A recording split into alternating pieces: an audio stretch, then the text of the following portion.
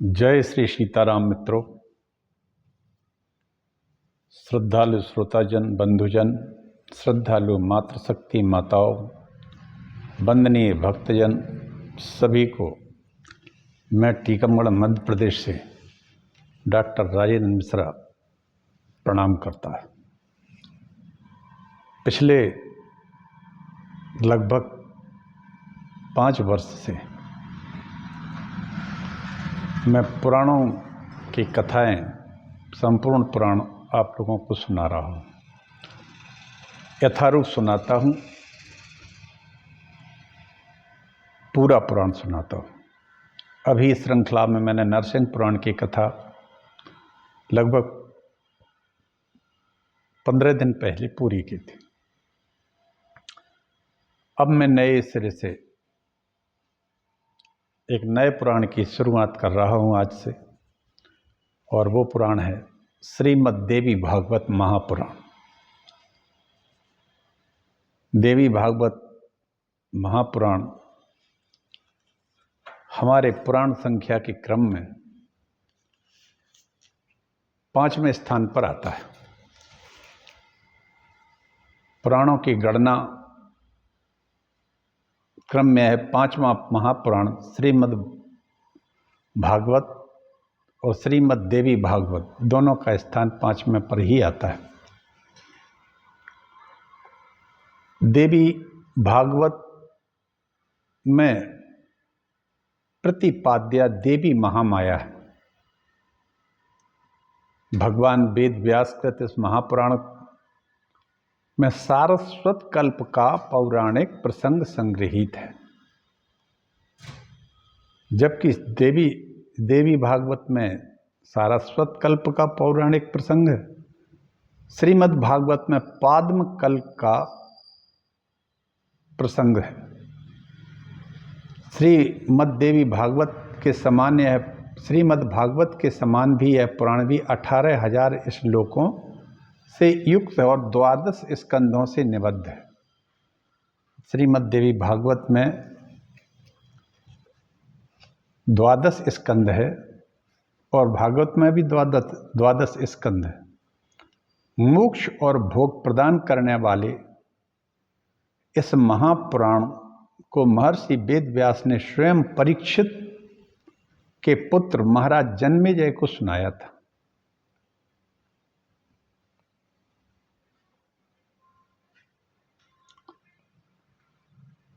यह महापुराण जन्मेजय को सुनाया था वेद व्यास जी ने। प्रधानतया यह पुराण भगवती पराशक्ति की महिमा पर ही आधारित है। इसमें अन्य रोचक महत्वपूर्ण प्रसंगों का समावेश भी यथा अवसर आया है। इस पुराण में देवी भगवती का जो वर्णन है उसे हृदयंगम करने के लिए किसी अन्य दर्शन की आवश्यकता नहीं होती। भगवती देवी स्वयं परम तत्व है। शक्ति की आराधना स्वतः सिद्ध है, ये पूरा देश जानता है, बल्कि पूरा विश्व जानता है। शक्ति की आराधना स्वतः ही सिद्ध है। इसको कोई अलग से सिद्ध करने की या किसी भी प्रकार के कठिनाई की जरूरत नहीं पड़ती है। कोई भी व्यक्ति इसको कर सकता है, करता है। जगत में साधना ही आराधना के रूप में अभिव्यक्त होती है। साधना ही तो आराधना है। ज्ञान, क्रिया आदि इसका विविध रूप हैं। कोई इसको क्रिया योग के रूप में जानते हैं, कोई ज्ञान योग के रूप में जानते हैं, भक्ति योग के रूप में सभी जानते हैं। विभिन्न निर्देशनों के द्वारा, विभिन्न निदर्शनों के द्वारा ये सारे साधन के रूप में देवी भागवत में वर्णन है। तत्वतः देवी भगवती सच्चिदानंदमयी विविध हैं। देवी भगवती के माध्यम से इस तत्व के निष्ठा को ग्रहण करने का लक्ष्य की पूर्ति होती है। देवी भागवत में स्थान स्थान पर देवी के विविध रूपों एवं उनकी आराधना का विवरण उपलब्ध होता है। मूल प्रकृति से आरंभ होकर यह वर्णन मणिद्वीप तक भुवनेश्वरी तक पहुंचता है। नवम स्कंद के प्रथम श्लोक में देवी के विविध रूपों में दुर्गा, राधा, लक्ष्मी, सरस्वती और सावित्री, इन 5 रूपों की प्रधानता दुर्गा की रूप में दी गई है। कौन कौन? दुर्गा, राधा, लक्ष्मी, सरस्वती और सावित्री। इस पुराण के अंतिम 4 स्कंदों में इनका विस्तृत वर्णन है, कथा है। गंगा, तुलसी, षष्ठी, मंगल, चंडिका, काली, स्वाहा, सुधा, पुष्टि, तुष्टि, संपत्ति आदि देवी के ही विभिन्न विभिन्न रूप हैं। इस प्रकार देवी भागवत महापुराण के अनुसार जगत में परिदृश्यमान शक्तियों के रूप में देवी भगवती का ही विस्तार है। इस संसार में जितने भी दृश्यमान परिदृश्यमान शक्ति हैं वे सभी भगवती का ही विस्तार है। अतएव इसी दृष्टि से इसमें शक्ति के इन विविध रूपों की उपासना का प्रतिपादन किया गया है। बड़े ही इसमें रोचक प्रसंग हैं, आख्यान हैं। भागवत पुराण के श्रावण मास में या दिवस, देवी भागवत पुराण के श्रवण में मास या दिवस का कोई भी नियम नहीं है। इस पुराण के लिए ये नहीं है कि इस माह में या इतने समय में कोई विशेष समय हो, ऐसा कुछ नहीं है। कभी भी इस पुराण को सुना जा सकता है। मनुष्य सर्वदा इसका श्रवण कर सकते हैं। इसमें कहीं कोई किसी तरह का समय निश्चित नहीं रहता है। आश्विन में, चैत्र, बैसाख और ज्येष्ठ के महीनों में नवरात्र में सुनने से यह पुराण विशेष फलदायक रहता है। नवरात्र में इसका अनुष्ठान भी किया जाता है और लोग बाग पुण्य कर्म का फल प्राप्त करते हैं, इसलिए इसे नवाह यज्ञ भी कहा जाता है। तप, व्रत, तीर्थ, दान, हवन और यज्ञ आदि करने पर मनुष्य को जो फल दुर्लभ है वह भी इससे सुलभ हो जाता है। इस पुराण की भक्ति पूर्वक श्रवण मनन करने से मनुष्य को अपने लक्ष्य की प्राप्ति हो जाती है और यज्ञ पूर्ति होने पर मानव जीवन मुक्त भी हो जाता है। यदि इस पुराण को निरंतर पढ़ा जाए तो व्यक्ति जीवन मुक्त हो जाता है। फिर उसको इस पुनरपि जन्म वाली व्यवस्था में नहीं आना पड़ता है। जीवन मुक्त होने का इससे अच्छा सहज उपाय और कुछ नहीं है। क्यों? क्योंकि संसार में सबसे श्रेष्ठ मात्र शक्ति ही होती है और ब्रह्म का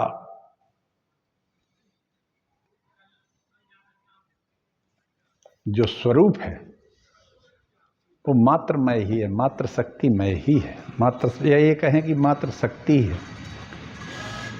और यह हमारे 18 पुराणों में 5वें नंबर पर क्रम में आता है। और श्रीमद् देवी भागवत महापुराण का अत्यंत महिमामय स्थान है पुराणों में। पुराणों की परिगणना में वेद तुल्य है, पवित्र है, सभी लक्षणों से युक्त है। पुराण 5वां है। शक्ति के उपासक इस पुराण को शाक्त भाव भागवत कहते हैं।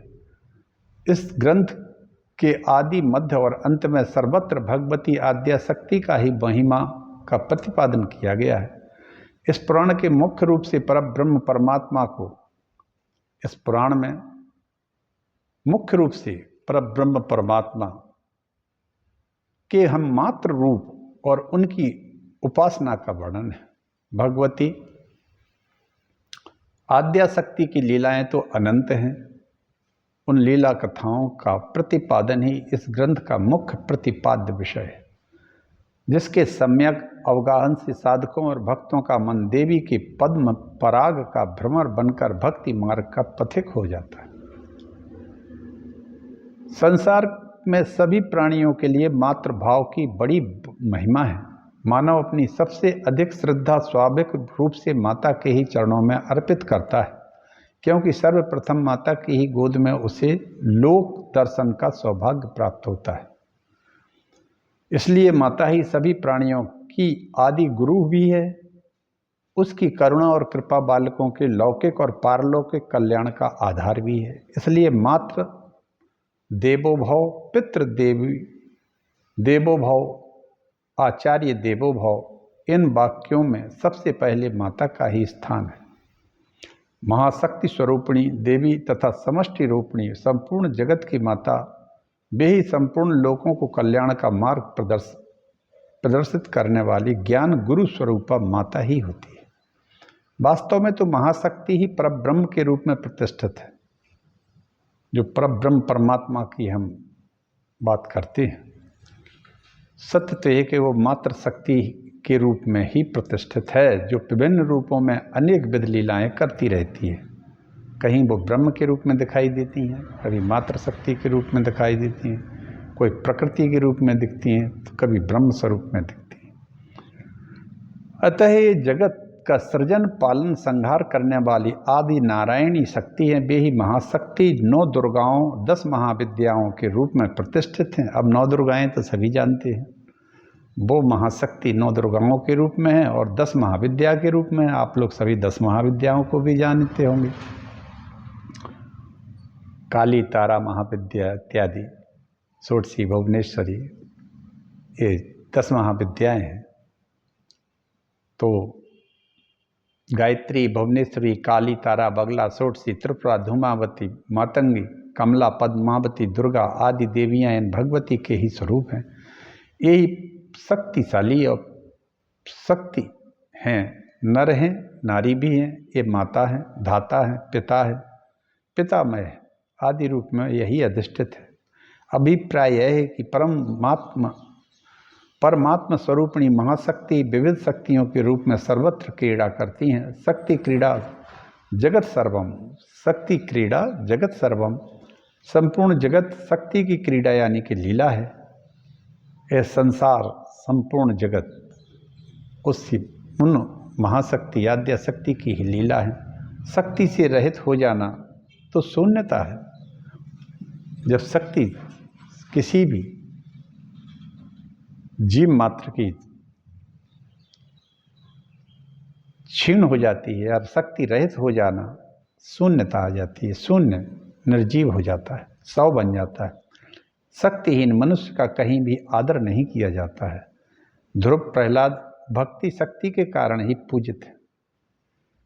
ध्रुव हो या प्रहलाद हो, ये भक्ति की शक्ति थी इनके पास, और ऐसी थी कि अद्भुत थी। भक्ति की शक्ति तो प्रहलाद के लिए भक्त प्रहलाद के रूप में जाने जाते, यही ध्रुव की है। गोपिकाएं भी प्रेम शक्ति के कारण पूजनीय है। हनुमान और भीष्म की ब्रह्मचर्य शक्ति है। वाल्मीकि और व्यास की कवित्व शक्ति है। इसी तरह उतत्त एक बड़े अच्छे मुनि हो गए हैं, वो भी, उनके पास भी भक्ति की ही शक्ति थी। भीम और अर्जुन की पराक्रम शक्ति है। हरिश्चंद्र और युधिष्ठिर की सत्य की शक्ति है। शिवाजी और राणा प्रताप की वीर शक्ति है। ही इन महात्माओं के प्रति श्रद्धा समर्पित सादर समादर अर्पित करने के लिए सभी लोगों को प्रेरणा प्रदान करती है। सभी जगह शक्ति की ही प्रधानता रहती है मित्रों। इसलिए प्रकारांतर से कहा जाता है कि संपूर्ण विश्व महाशक्ति का ही विलास है। श्रीमद् देवी भगवती स्वयं उद्घोष करती हैं, सर्वम खल विदमेवाहम नान्य दस्ति सनातन, अर्थात समस्त जगत में मैं ही हूँ, मेरे अतिरिक्त अन्य कुछ भी नहीं है।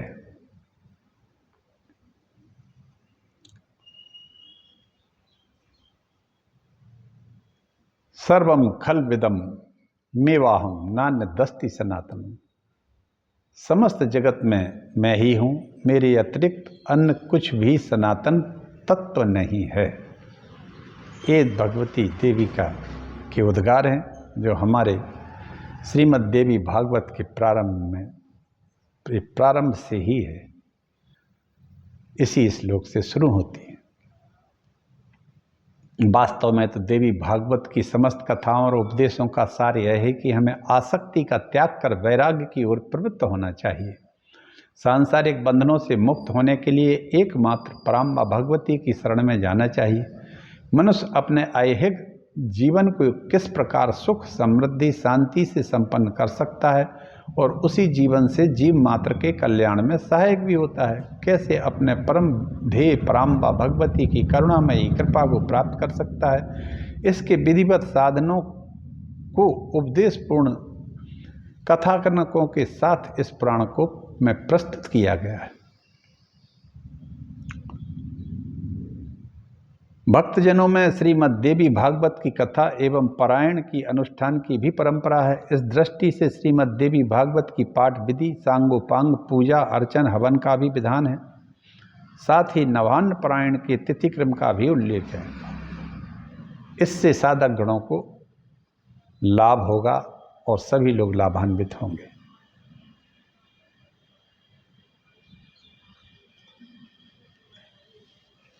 इसी के साथ में आज देवी भागवत, श्रीमद् देवी भागवत की कथा का प्रारंभ करता हूँ।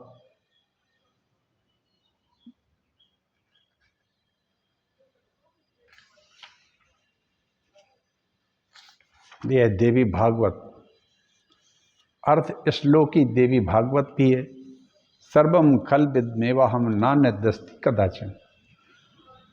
भगवती ने आकाशवाणी के रूप में कहा था, आधा श्लोक ही बोला था कि सब कुछ मैं ही हूँ और दूसरा कोई भी सनातन नहीं है।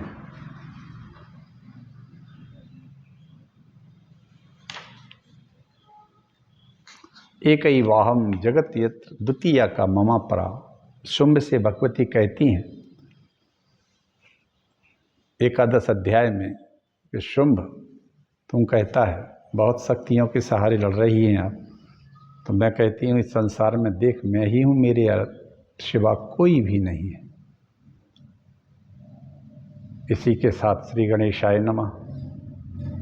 नमोस्तु रामाय सा लक्ष्मणाय देव्यै च तस्यै जनकात्मजाय। नमोस्तु रुद्रेन्द्रियमान्येभ्यो नमोस्तु चंद्राग्नि मरुद्गणेभ्यः।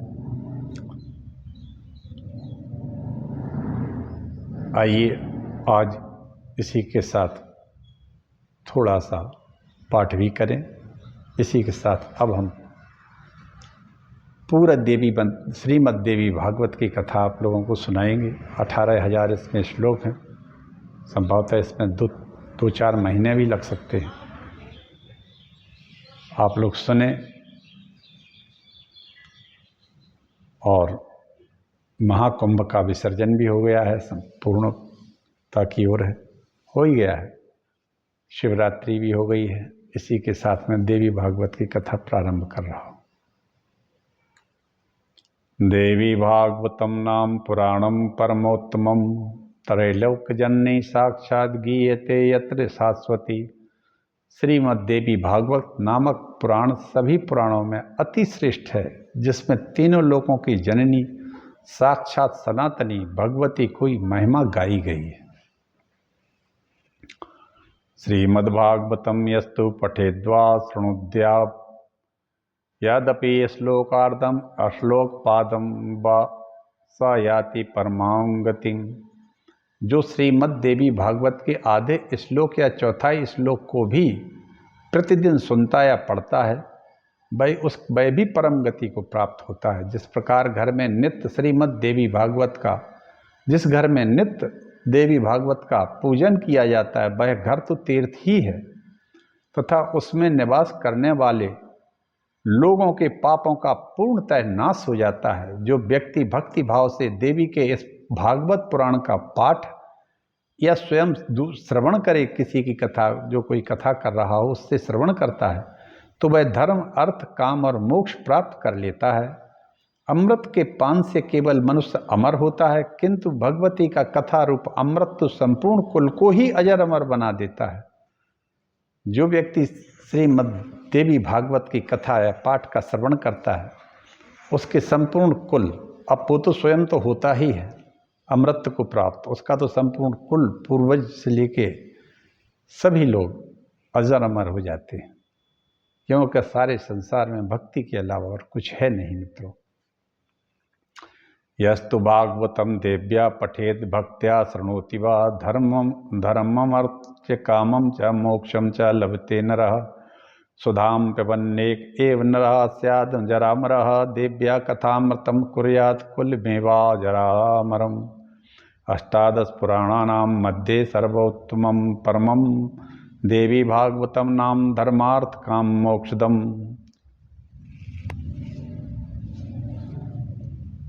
सभी 18 पुराणों में यह श्रीमद् देवी भागवत पुराण सर्वश्रेष्ठ है मित्रों, और धर्म अर्थ काम तथा मोक्ष को प्रदान करने वाला है। जो लोग सदा भक्ति और श्रद्धा पूर्वक श्रीमद् देवी भागवत की कथा सुनते हैं उन्हें सिद्धि प्राप्त होने में रंच मात्र भी विलंब नहीं होता है। इसलिए मनुष्य को इस पुराण का सदा पठन और श्रवण करते रहना चाहिए। पूरे दिन के आधे समय, चौथाई समय, मुहूर्त भर अथवा एक क्षण भी जो लोग भक्ति पूर्वक इसका श्रवण करते हैं उनकी कभी भी दुर्गति नहीं होती है। दुर्गति इसलिए नहीं होती है कि ये दुर्गा पाठ है, और दुर्गा का मतलब होता है दुर्गति का नाश। समस्त तीर्थ पुराण व्रत अपनी श्रेष्ठता का वर्णन करते हुए तभी तक गर्जना करते हैं जब तक मनुष्य श्रीमद् देवी भागवत का सम्यक रूप से श्रवण नहीं कर लेते। मनुष्यों के लिए पाप रूपी इस अरण्य में, जंगल में तभी तक दुख है, कंटक में रहता है जब तक श्रीमद् देवी भागवत के रूपी कुठार उपलब्ध नहीं हो जाता है। मनुष्य को ग्रहण रूपी घोर अंधकार तभी तक कष्ट पहुंचाता है जब तक श्रीमद् देवी भागवत रूपी सूर्य उनके सम्मुख उदित नहीं हो जाता है। वेदों की तुलना करने वाले नानाविध प्रकार प्रमाणों से परिपूर्ण श्रीमद् देवी भागवत का पाठ करता है तथा इसका भक्तिपूर्वक जो श्रवण करता है वह ऐश्वर्य ज्ञान से संपन्न हो जाता है। यह देवी महात्म का को मैं कह रहा हूं। महर्षि व्यास ने राजा जन्मेजय से कहा, ये जन्मेजय परीक्षित के पुत्र हैं और परीक्षित के पुत्र जन्मेजय से श्रीमद् देवी भागवत की कथा व्यास जी ने कही है, जबकि श्रीमद् भागवत की कथा परीक्षित ने से व्यास जी ने कही है। ये उनके पिता व्यास जी ने उनके पुत्र जन्मेजय से कहा है। श्रुत त्वयि तत्तु महादेव्या पुराणम परमाद्भुतम कृत्यो भवेन मर्त्यो दिव्या प्रियतमो ही स। इस शक्ति है जो इस परब्रह्म की, ये परब्रह्म का स्वरूप जो है शक्ति है, शक्ति ही संसार की श्रेष्ठतम, सबसे श्रेष्ठतम उपास्य है। महादेवी का है अद्भुत प्रसंग सुनकर मनुष्य कृतकृत्य हो जाता है, भगवती का प्रिय हो जाता है। इस देवी भागवत में साक्षात जो मूल प्रकृति है संसार में व्याप्त है, सभी जीव जगत में। जन्मेजय, जिस देवी पुराण का पाठ करने से वेद पाठ के समान पुण्य प्राप्त होता है, उसका पाठ श्रेष्ठ विद्वानों को प्रयत्न पूर्वक करना चाहिए। सूत जी मुनियों से कहते हैं, जो इस श्रेष्ठ श्रीमद् देवी भागवत का नित्य भक्ति पूर्वक श्रवण करता है उसके लिए संसार में कभी कोई भी वस्तु दुर्लभ नहीं है। इसके श्रवण से पुत्रहीन अगर है तो उसको पुत्र मिल जाता है, धन भी मिल जाता है, विद्या भी मिल जाती है, संपूर्ण पृथ्वी में कीर्तिमान हो जाता है। ये बंध्या, काकबंध्या, मृत बंध्या हो, जिसके यहाँ मृत पुत्र हो, वह भी इस पुराण के श्रवण से मुक्त हो जाता है, इसमें संदेह नहीं। यह पुराण जिस घर में पूजित होकर या जिसका श्रवण या पाठ किया जाता है उस घर में लक्ष्मी सरस्वती कभी उस स्थान को नहीं छोड़ती और वो घर ही तीर्थ बन जाता है।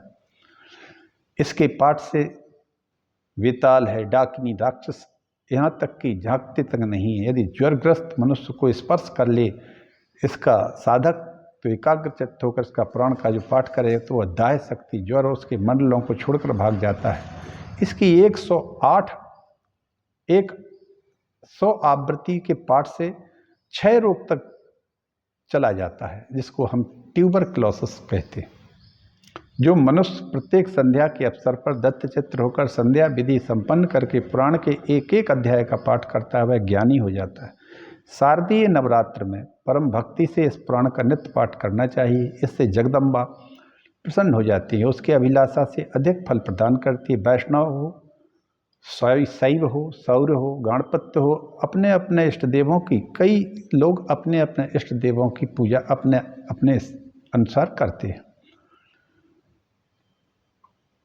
लेकिन चैत्र, आषाढ़, अश्विन और माघ में इन 4 मासों के नवरात्रों में देवी भागवत का पाठ जरूर करना चाहिए। इससे उमा आदि शक्तियाँ प्रसन्न हो जाती हैं। हे मुनि, इस प्रकार वैदिकों को भी अपनी गायत्री की प्रसन्नता के लिए इसका पाठ नित्य करना चाहिए। श्रेष्ठ मनुष्यों, इस पुराण पवित्र और वेदों का सार स्वरूप इसके पढ़ने सुनने से वेद पाठ के समान फल प्राप्त हो जाता है। मित्रों, इसी के साथ में एक बीच के अंतराल के बाद इस महान शास्त्र को आपके सामने सम्मुख प्रस्तुत करूंगा। इसमें समय बहुत लग सकता है क्योंकि इसमें बहुत बड़ा शास्त्र है। ये हमारे पुराण श्रृंखला में 5वें स्थान पर आता है। इसमें 18,000 से अधिक श्लोक हैं, बहुत विस्तृत है। इसमें परब्रह्म की शक्ति, परब्रह्म को का जो की महाशक्ति है, क्योंकि शक्ति प्रधान है इस संसार। अभी मैंने जो कहा है कि इस संसार में जो शक्तिशाली लोग हुए हैं वो उनकी अलग अलग शक्ति है। हनुमान जी की ब्रह्मचर्य शक्ति है, सारा संसार जानता है। भीष्म पितामह की ब्रह्मचर्य शक्ति है, सारा संसार जानता है। इसी तरह से जितने भी हमारे बहुत बड़े बड़े, जितने भी प्रसिद्ध पौराणिक हों चाहे ऐतिहासिक हो, बिना शक्ति के संसार में कोई पूजित नहीं होता है। इसलिए ब्रह्म की शक्ति ही मेन है। अगर शक्तिहीन जब आदमी हो जाता है शून्य, तो वो शव बन जाता है, उसको मुर्दा कहते हैं और उसको सभी लोग त्याग देते हैं। इसलिए संसार में वास्तव में अगर देखा जाए तो हम किसी भी ब्रह्म को किसी भी रूप में माने, लेकिन वास्तव में है वो शक्ति की ही प्रधानता। क्यों कि प्रकृति के बगैर परमात्मा का कोई अस्तित्व नहीं हो सकता। मनुष्य भी तो परमात्मा ही है, एक सगुण रूप में सब विचर रहा। और यदि वो असक्त हो जाता है तो वो स्वयं कुछ नहीं कर सकता है, और ना ही वो जनहित कर सकता है, ना घर का हित कर सकता है, ना स्वयं का हित कर सकता है।